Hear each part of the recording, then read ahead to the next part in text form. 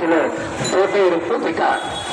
গত 17 বছর জাতীয়বাদী দল এই মাঠে প্রান্তে যেভাবে এই ফ্যাসিবাদের বিরুদ্ধে আন্দোলন করে খুনের হয়েছে তার হিসাব এখন করা দরকার।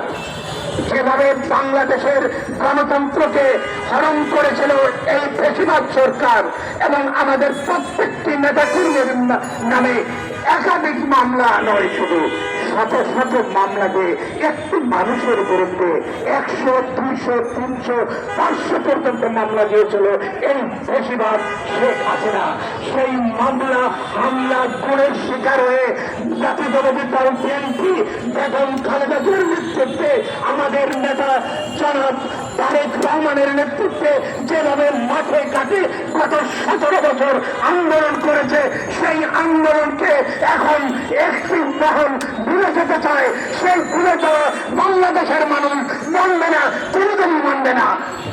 আজকে অনেকেই মনে করে 1 মাসেই এই দেশ স্বাধীন হয়েছে, কিন্তু বাংলাদেশ জাতীয়বাদী দল যেভাবে নির্যাতিত হয়ে তারা বাড়িতে থাকতে পারে নাই, তারা আন্দোলন করতে পারে নাই, কোনো জায়গায় নিজের অধিকার পর্যন্ত রক্ষা করতে নাই, সেই এই সরকার যেভাবে অত্যাচার চালিয়েছে সেই অত্যাচারের কথা আমরা বেমামূল ভুলে গেলে চলবে না।